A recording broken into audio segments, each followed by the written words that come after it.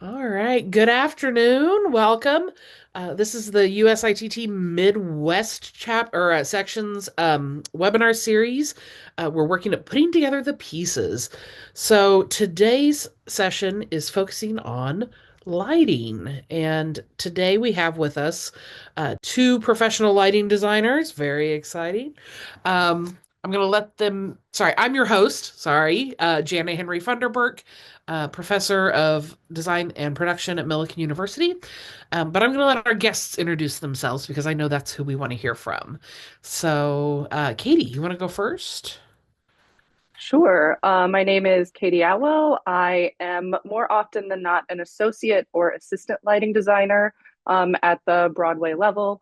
Occasionally, still also doing my own work as a designer in smaller rooms, but really enjoy working at the commercial level in the big fancy rooms. I've done Moulin Rouge, I've done The Outsiders, a variety of tours all across the nation and across the world.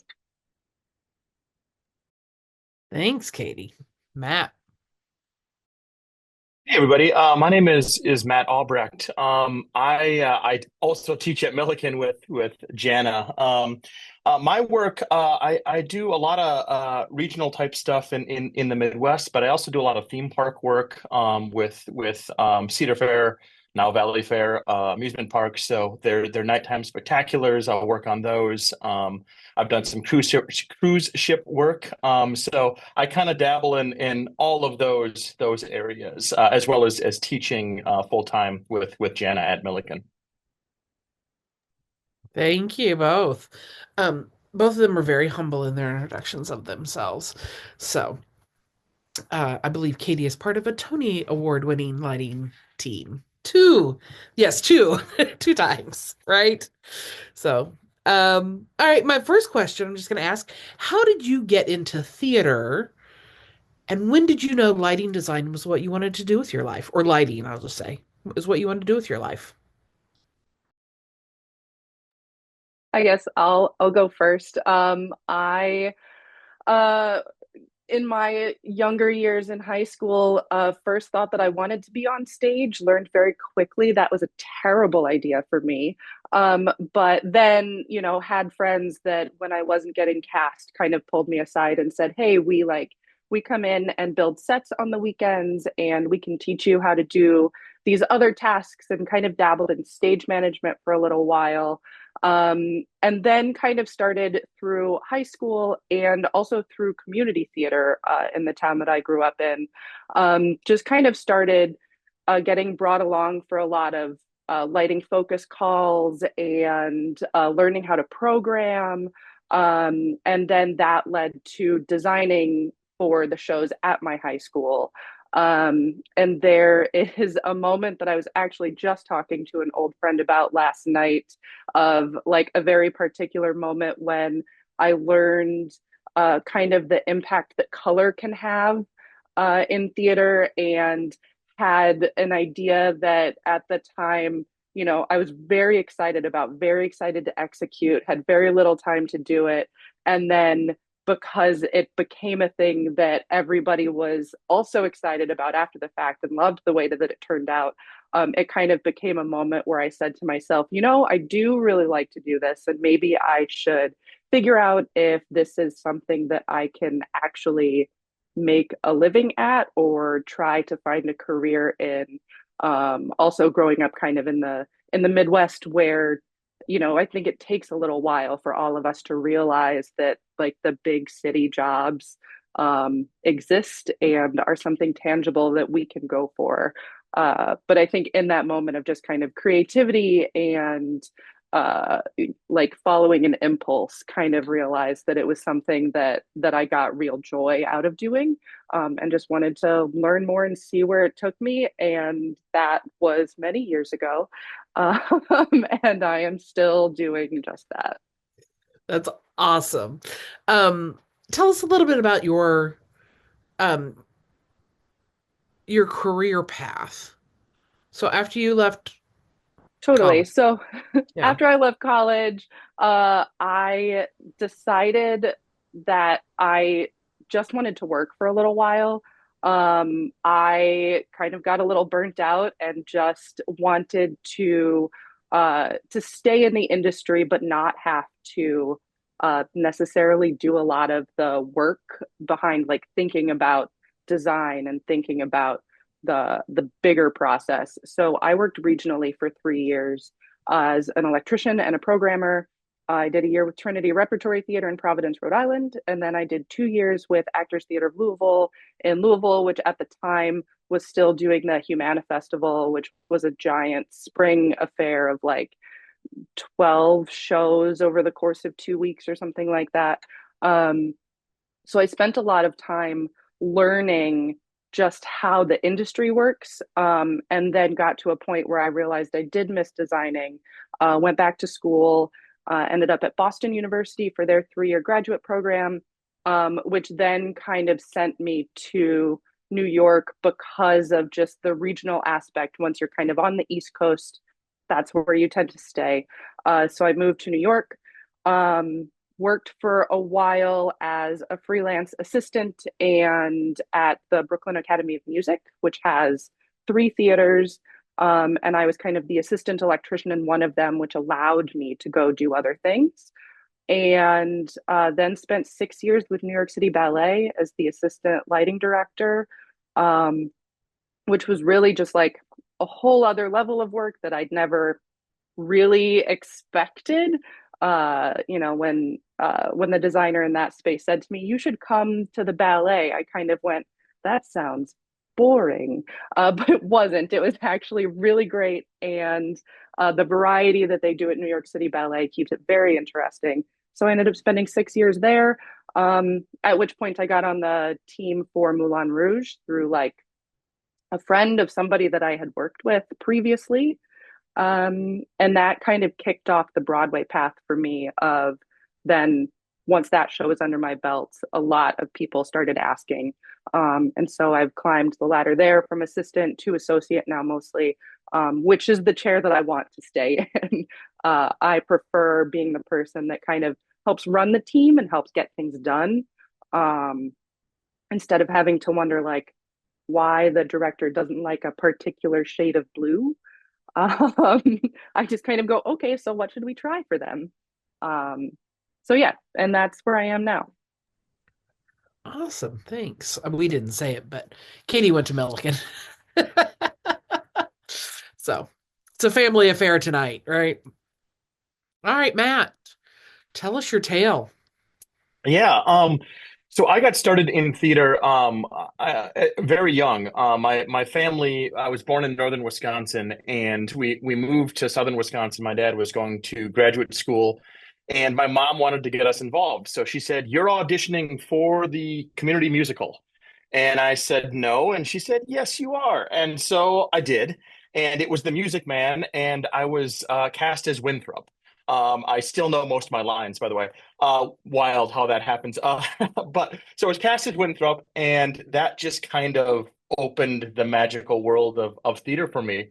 And when you start off doing community theater, they have the like Saturday work days, the weekend work days, and I remember hanging out with the lighting crew because they were the most interesting people at the work days. They were the ones who, were usually the loudest, and were doing the cool things with the lifts and all that fun stuff. And I was like, as a 9-year old, I was like, I want to hang out with those folks.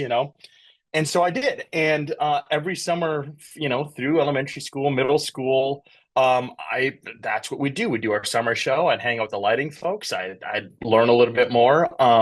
And then when I got into middle school, high school, I was still wanted to perform, but would also be like, yeah, I know how this lighting thing, we got a 2 scene preset. I've seen this before. And so I would do the lighting as well. I'll never forget there was a production of Music Man I was in much later where I was playing Harold Hill and the dimmers overheated. And I actually ran up to the dimmer room between Trouble and the next scene I was on to reset the rack because the air conditioning had shut off, and ran back down on stage. And that was my life for a long time. In college, I went to a small school in Minnesota, And it was a BA program, and I wanted that because I didn't know what I wanted to do with my life yet. I wanted to pursue this performance thing, but I also really was interested in this lighting thing. And so my first 3 years, it was kind of the same thing. I would be in a show, I'd dabble with designing or assistant designing. And then I went to London. We had a study abroad program where we actually performed a show in London, and they rented us a fringe theater, and we produced a show. And they brought in a British lighting designer named Roger Firth, and Roger, asked us first day who knows anything about lights, and I put my hand up. He's like, "All right, you're coming with me." And I remember working with him, and he was brilliant. He was at the time working on an opera where they had like set up the stage in front of the Tower of London, and they were using the Tower of London as like the backdrop, and basically the psych. And he said, "Why don't you come see this project I'm working on?" I didn't know it was at this scale, right? And I went there and I was like, "Oh my goodness, that is incredible." And I remember a conversation he had with me where he was like, "Hey, not to like poo-poo on your performance dreams. But you can use a lot of the skills you've used as a performer, apply them to being a designer, and you're probably gonna make more money doing it." As a 21 year old, I was like, "Oh, that's cool. I'm interested in that." And we had some really incredible conversations about lighting as a character in the piece and the role that it can play, and it just really connected with me. And I remember we were doing cabaret at my school when I got back from London, and I was cast as Cliff, and I got back, I said, "I don't want to do Cliff, I want to light it." And they said, "Nope. But we will allow you to light, for your senior year. This was my junior year. We'll allow you to dabble more in lighting." And so I did that, and just fell in love with it. Fell in love with the idea of lighting as a character and the role that it can play, and really telling a story. Katie mentioned, color. I still am just blown away at the role that shifting a color on stage can have on the audience, on the story. I'm huge into nature. I am always looking at how light interacts with nature in the world. And so I kind of went full bore my senior year of college in lighting. I said, "This is what I want to do." And decided that I had kind of missed out on the first 3 years of that full bore lighting, and so I wanted to go into graduate school and learn more right away. And so I was able to go to the University of Wisconsin, Madison, where we were very lucky because ETC is right down the road, and they have a great tradition of at the time, lighting and MFA and design programs. And so I was able to go there and learn from Ann Archbold, who was an incredible mentor to me. And we were able to do things, like when they were beta testing the Ion EOS for the first time, we were able to help with beta, and I thought that was the coolest thing. Like, here's ETC coming to us and asking us about how this console is working and things we want to see, and just went in all in and decided that that was the world I wanted to live in. And so went to graduate school. Also knew, I come from a family of teachers, that teaching was something that I wanted to do as well.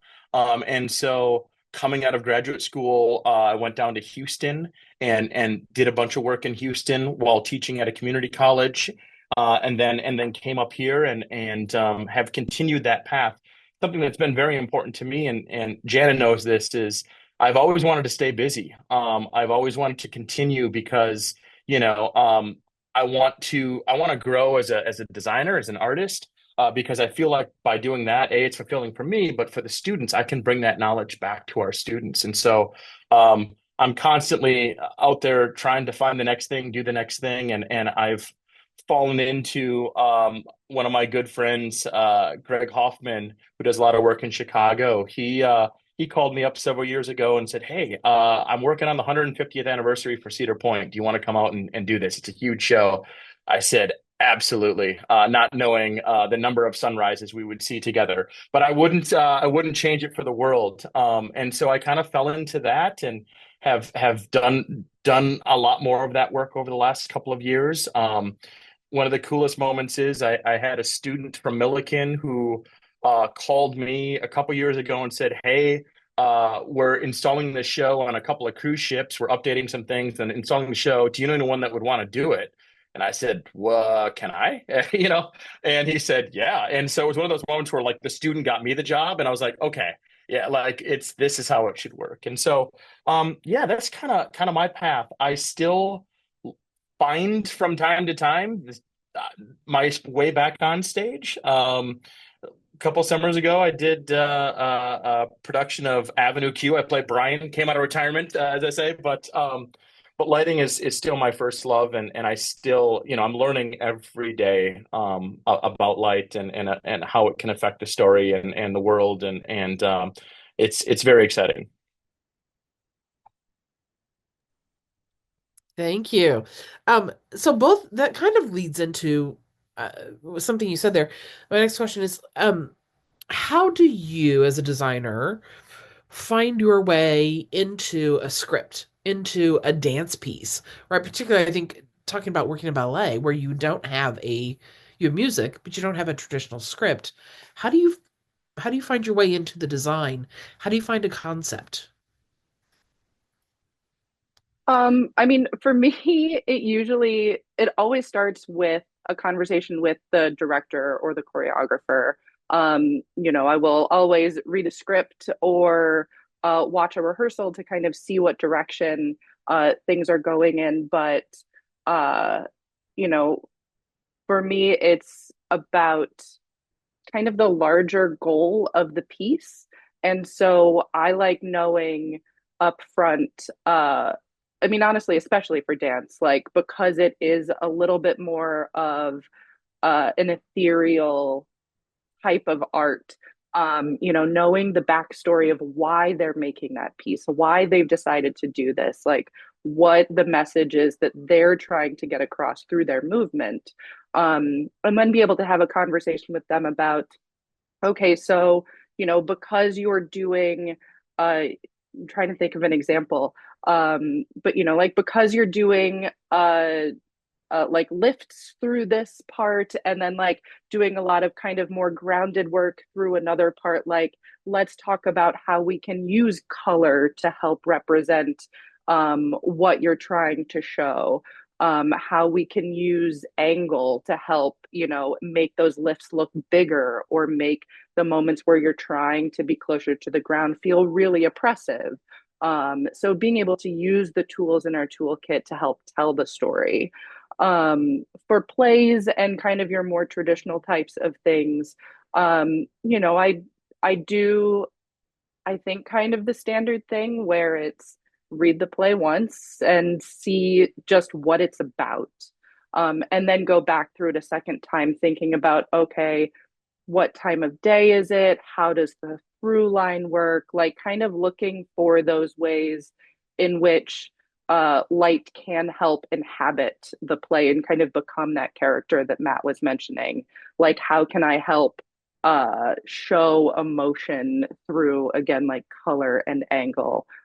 So for me, it's always been about taking the material and being able to use light to heighten it, as opposed to trying to take what I do and like put it onto something, and make it be something that it's not. I'm always looking for like how can we connect and live together in this world. Yeah, I think that's such an important just because we have the technology doesn't mean that this piece deserves it or needs it or and often I do see young designers who are like, I'm going to use strobe, I'm going to use this, I'm going to use spots, I'm going to do we need it? Is that what this script is calling for? Um Yeah, that's a hard sometimes, temptation early on in a career. yeah, Yeah. sometimes less is more. Yeah, absolutely. Yeah. Matt, what about you? Jana can tell you that, with a lot of our young lighting students, especially with dance, they'll come in for a 3 minute piece and have like 55 cues. And I'm like, do we think we need that? Right? It's one of those things where, again, sometimes sometimes less is more. A lot of times less is more, right? So yeah, for me, like Katie said, it's about those conversations with the director. What is the story they're trying to tell? How can I contribute to that story? How can the lighting as a character contribute to the world, to the message? I think back to a piece a number of years ago. It was during the George Floyd protests that were happening. We had a dance piece that was about protest, and the conversations I had with the choreographer was how could we use light to really confine these moments and use these tight pools of light, these real stark colors and angles to really show the pain that he was going through in this piece. So finding moments like that with the choreographer to really heighten what they're doing, and same with the play or the musical. I'm the same way. Read that script. I like to have conversations with that director. I remember something that Anne, my advisor in graduate school, told me that I still try to bring up is also who's driving the bus, right? We have all of these areas. All of us are on the bus going to this common destination, but who's driving the bus? Because it can't be about lighting, costume, scenic props, automation. Like it can't be about all of it, right? We can all contribute, but who's driving the bus? And that's always kind of stuck with me. Is we're all on this bus together, going to this destination. So how do we help each other get there in that process and tell the story and not pull away from the story. I think that's a good reminder. Thank you. Thank you. Um,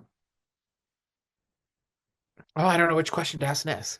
Um, so can you talk about how you approach a cast with a variety of skin tones and making sure that everyone looks their best under lighting? We have a lot of students who are concerned about that, right? This tradition that we've had for a long time of defaulting to lighting white skin. How do you accommodate other skin tones?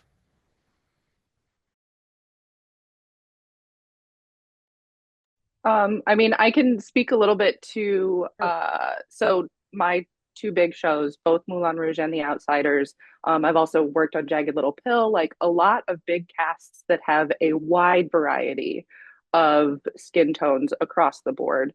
For all of those shows, I was the assistant, which meant that I designed the follow spot track and dealt with specifically making skin tones look good and making everybody look their best as much as we can with the tools that we have. Um, with Moulin Rouge, we were working with a more traditional style of follow spots, which meant that it's a big giant beam with pieces of gel still. We weren't going on LEDs yet. Um, and so we actually spent a lot of time with the original cast, which included a dark skinned Satine and a very white Christian and a very white Seidler and a dark skinned Lautrec, like lots of variety in skin tone. And honestly, we spent a lot of time going, okay, we're going to try this combination today and make sure that it looks good on everybody. And if it looks not so good on somebody, then we'll figure out what that medium ground is to kind of get the best possible situation. I think the thing that we have become most sensitive to in my world is really just trying to use colors that make the true color of somebody's skin tone, no matter what it is, look its best. And so we've started kind of learning a little bit about, okay, even the old traditional ways of like a rosy tone or a golden tone don't actually even look that good on white skin. So we've leaned more into like neutrals and lavenders and deal more with what we would refer to as like minus green, kind of dealing with some more of the olive tones in skin. And really, like I said, just trying to find that balance that works the best that it can for as many people as possible. In Moulin Rouge, I had like a special color in all of the follow spots for one of our leads, and it only ever got used for him once he was out of the show. Then we were able to kind of change it up and like drop that one. For the outsiders and for Jagged Little Pill, we were using LEDs, which really gave us the opportunity, literally in every single scene, to look at it and go, you know what, we can do a little bit better here, and kind of just tone it. And actually just did the same thing on the show that I was just on. The follow spot assistant for that show was dealing with a lot of saying, oh, they look a little too amber here. Or they would mix a color and then we would look at it on somebody else and they would say, this doesn't really work for this person's skin tone. So let's try to make it good for them.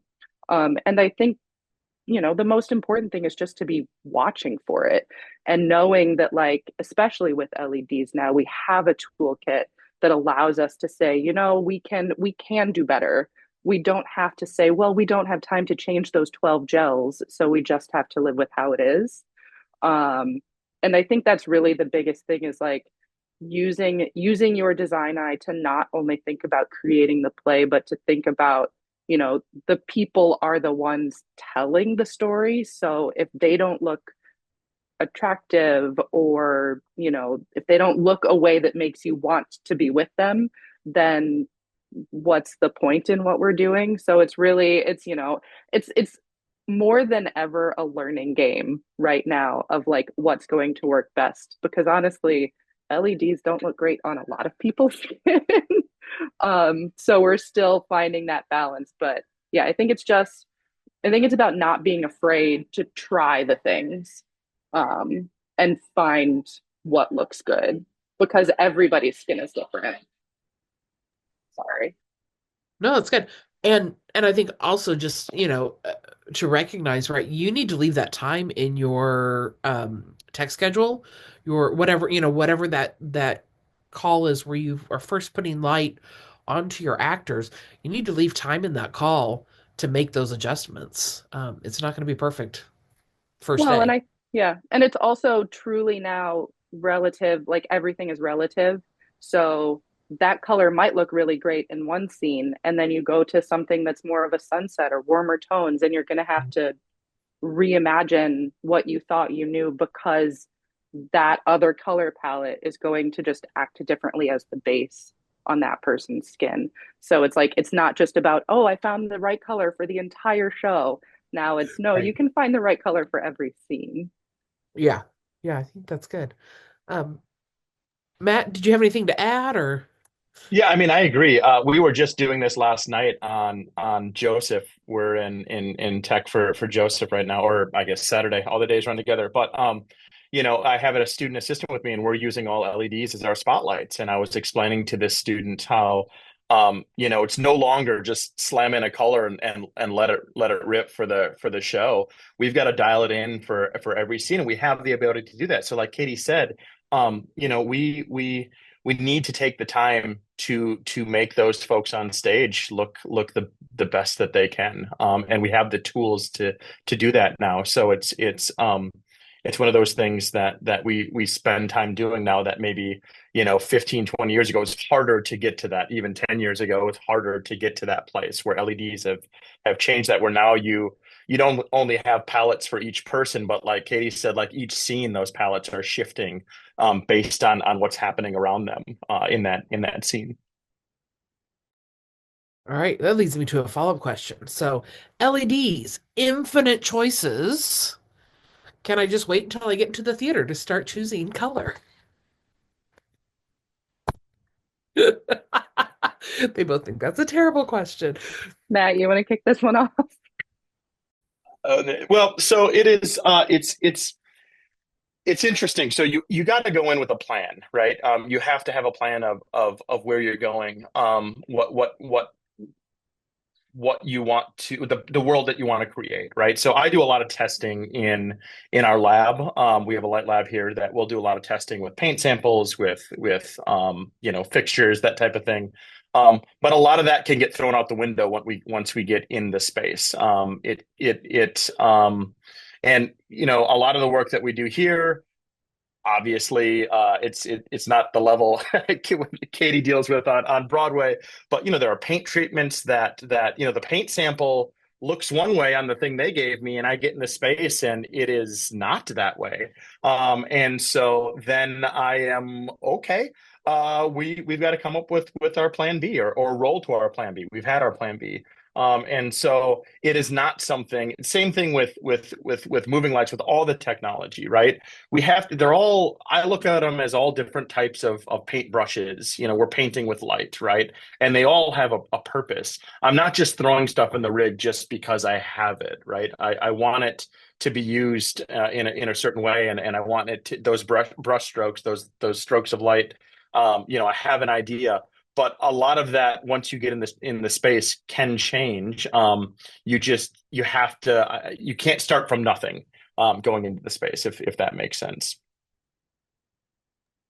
Absolutely. And I would, it's the exact same thing, I think, at every level. Like a paint treatment on a tiny little piece is always going to be different than on a giant wall.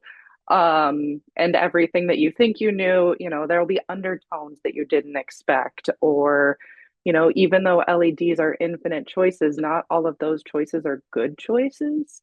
Uh, and not all LEDs are created equal. So, it's like though now science has given us all of these tools in our toolkit, um, it is still our job as designers to say, okay, but I really want to think about or concentrate on like this section of it.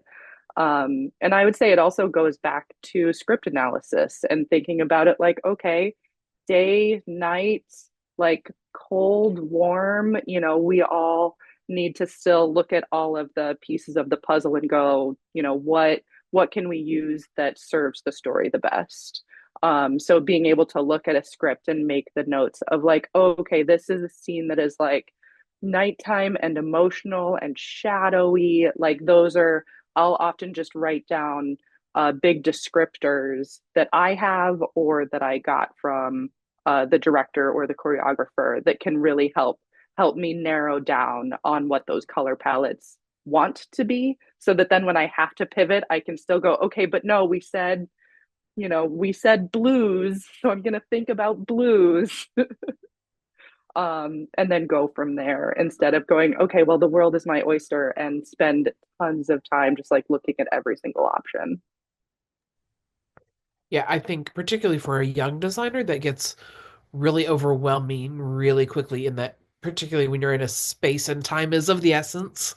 Um, I think that gets really overwhelming. So, um, what is the most challenging part of collaborating for the lighting designer with your design team? Do you want to take that, Katie? Sure, absolutely. Um, I think the most challenging thing sometimes, and every team is different, but I think when it gets challenging is when you have conflicting ideas. And then, sorry, my headphone is dying. I will just go to this. But yeah, when suddenly realize, oh, we've all been reading the same script, but we've been thinking different things. And so then figuring out how you can work together to help kind of take those disparate ideas and still be able to make a cohesive collaborative project, instead of having you or somebody else in the room feel like your ideas are being discounted. Like, we truly are in a collaborative art form, so being able to listen to everybody and take everybody's ideas into consideration, while still also abiding by the rules of the bus driver. I think that can sometimes be the hardest part, especially if you are the person that feels like you aren't getting what you want. Um, so, I think it's about kind of being able to set some of that aside sometimes and be able to go, you know what? Like I can still get what I want out of this process, even though my idea isn't taking center stage. And I think I probably, if I think back, especially as like a young designer, thinking like, oh, well, they don't like my idea, so I'm just gonna do the least possible that I can and like walk away from it. The hardest thing I think is being in those rooms and being able to say, let's reach an accord among us and still put together the best project possible. Um, and thing number two is just whenever a scenic designer puts a wall in your way, I mean, that's always going to happen. So I was going to say that, or a speaker, or always, audio. always a speaker. And the speakers Every time. want my lights to be. Yeah, that's Yeah. the hardest thing is, Yeah. yeah, we both need that Collaborating. 6 inches. So what's going to give? Absolutely. Collaborating on just who gets what territory. The physical space of it, right? Once you get out of the the design room. Yeah. Yeah. Matt, do you have anything else to add to that?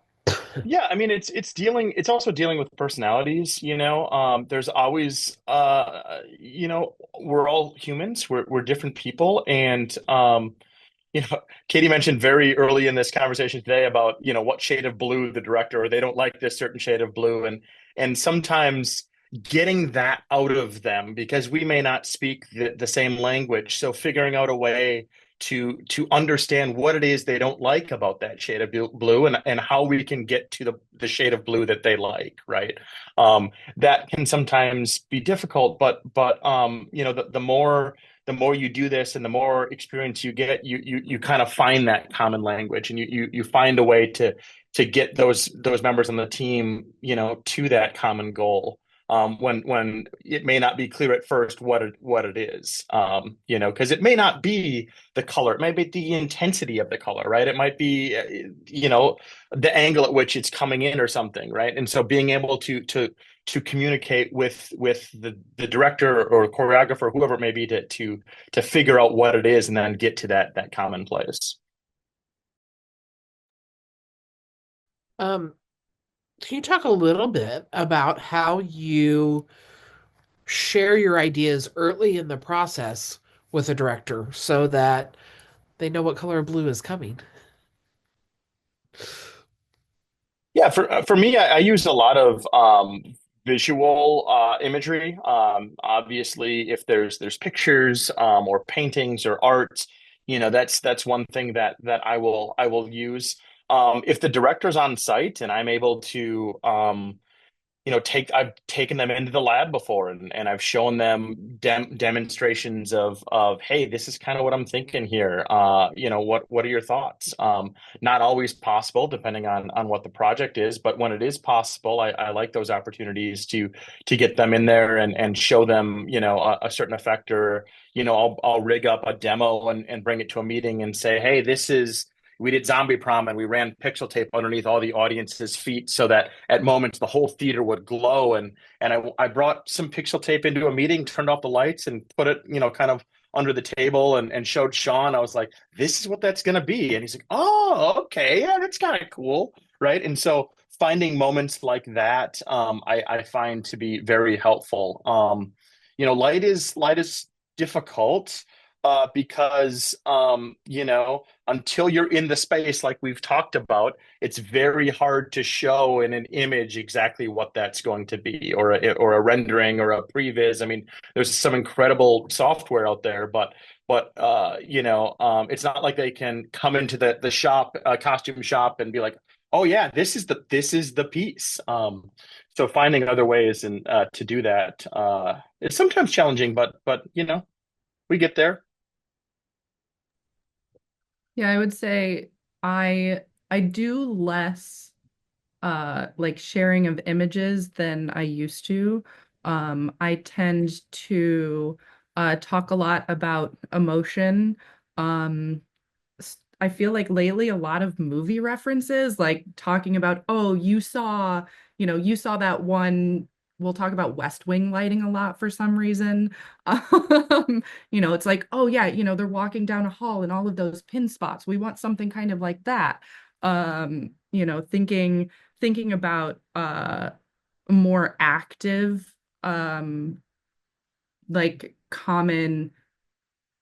common scenes or, daily life experiences. That's kind of what I have ended up going into more. And I mean, part of that just comes from a lot of the projects that I kind of am the lead on have shorter time spans.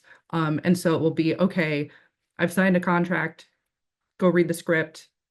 In like 2 days, you're going to have a conversation with the director. And so that's not really enough time to like pull together slideshows or pull together even like Miro boards. Like, I don't want to spend a ton of time clicking around on the internet trying to find the exact right image.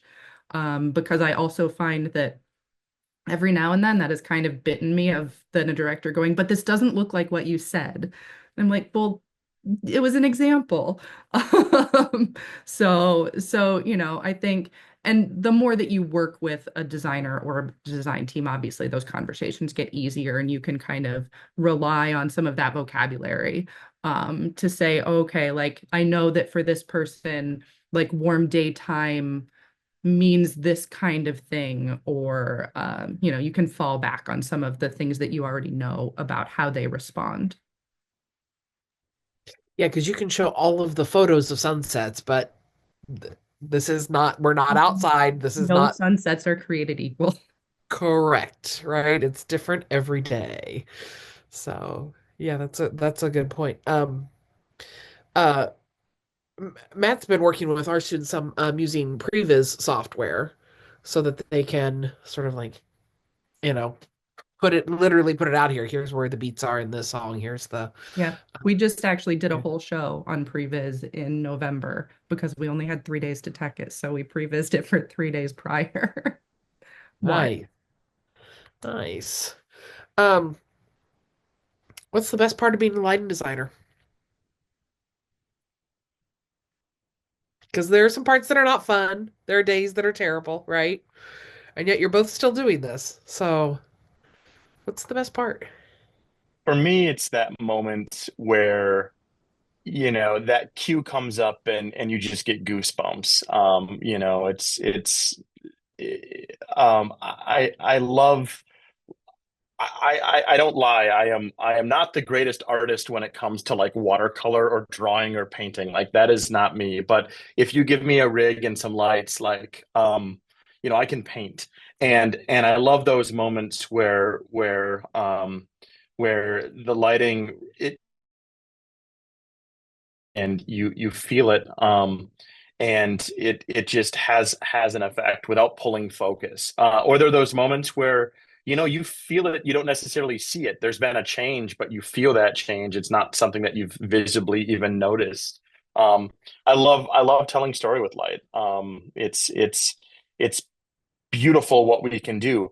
Uh, we can also screw a lot of stuff up. We talk about color, and there's been those moments too where you've gone a certain direction. You're like, well, that is a choice, and I made it. Yeah, I love the world that we can create on stage, and we can kind of bring all these elements together. With the light. Yeah, I think similar for me. I feel like over the years, the amount of times that you're in the first tech rehearsal or maybe the first time that you've like run a chunk of a musical or a dance piece and you have people sitting in the audience that will make the comments about like, oh, it like under light everything changes because they've been watching it in a rehearsal room and we get to be that kind of final piece of the puzzle. A lot of designers that I've worked with over the years and people that I've listened to over the years will talk about lighting designers as being the glue of the design team. And I think that there is some real truth in that because it's like without what we put on stage, then everything else is just kind of like a disparate piece of the puzzle. Whereas with the paint of lighting, we fill in all of the cracks. So everything that we're doing, like you said, can make everything look really great, or can sometimes make a costume designer run up to you and be terrified that the dress is the wrong color. So, it's like it's definitely a double-sided sword of what we do can really bring an entire story together, which is a moment that when it does happen, it's always exciting. I'll tell a story um of a time Matt saved me. Um we were doing Legally Blonde, and as you know, right, Elle's signature color is pink. And I ordered this super cool pink leather jacket, and it shipped, and it was like late, late, late, and it finally showed up. And it was definitely like a salmon pink. It was very orange pink. And she cannot wear, or like she's not or um that's seriously disturbed if she wears orange, right?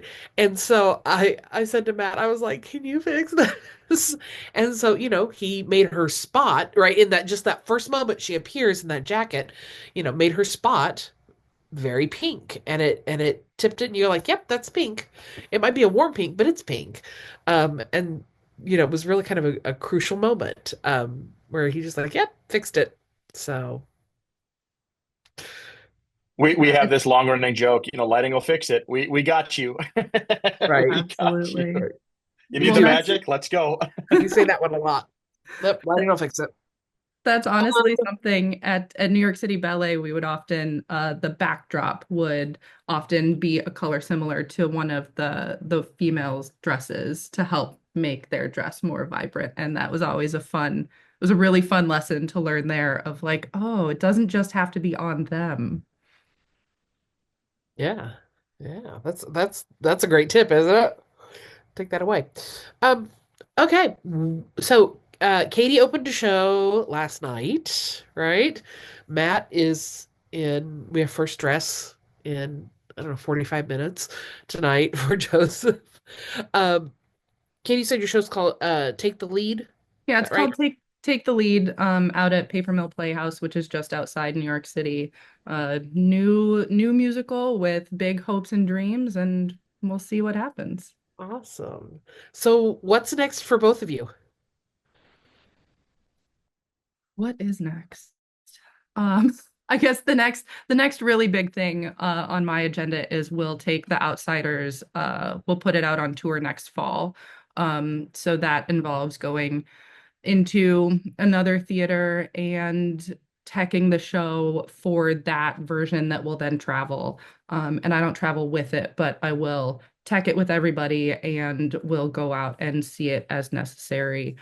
So I have that, and then a couple of designs actually on Martha's Vineyard over the summer, which is a fun little escape to have. So a little bit of my own work and a little bit of the Yes. work that helps keep the rent paid. Yes, and you just did was it Broadway Backwards? You just worked on that Yeah, too? Broadway. Yep, yep, which is a volunteer gig. Right. We all get together and raise a bunch of money for Broadway Cares Equity Fights AIDS, which is a worthy cause that we're all happy to donate our time for since we don't have the money to actually give them. Absolutely. Matt, what's next for you after you open the I've show in got 4 days? Yeah, I've got my summer of Sondheim. I'm working on Merrily We Roll Along and Into the Woods this summer. Up back home with up in Wisconsin with a few of my real good friends. They have a company up there that they bring me back every summer. And then the fall, I'm going to be going back out to Worlds of Fun in Kansas City. I do their Halloween haunt, so I'll do their nighttime spectacular show and some of their park specific scare zones, and it's a lot of fun. I love getting in that arena and playing around there as well. Awesome. All right. So, our participants here, if you have any questions, please feel free to drop those into the Q&A there at the bottom of your screen. Um, Let us know. What do you want to know? What are your burning questions? Uh, is there anything we can answer for you? And while we're waiting on that, um,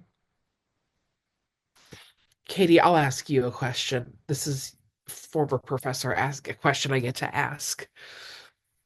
Um, when you were 18, did you think you'd ever wind up where you are right now?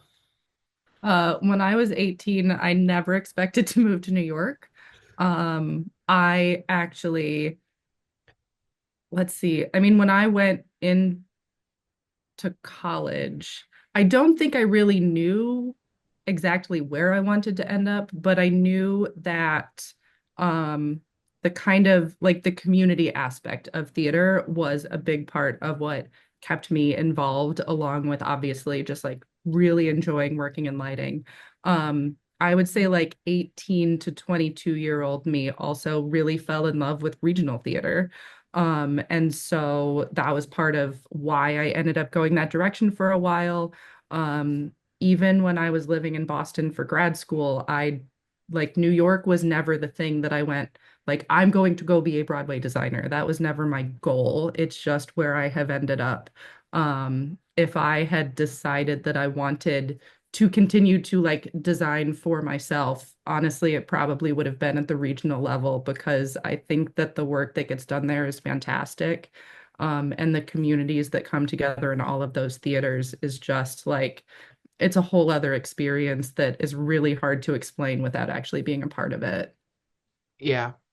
Um, and I think one of the important things is always to remember we can't see we can make a plan, um, but it's really being open to saying yes to opportunities as they come, whether those opportunities are the ones that we think are on that path or not.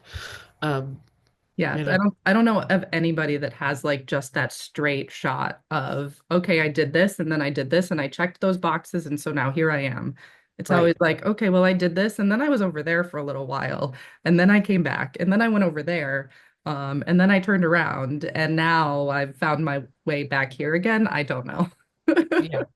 Yeah. I think some of the random things that I've said, okay, I'll go teach in Europe, right? I mean, things that I just said yes to, wound up, really being shaping me as a human. So that's Absolutely. that's awesome. All right, well, no questions for our attendees, so I won't make you all stay. Um, I want to thank Katie and Matt both for their time tonight and your fabulous answers.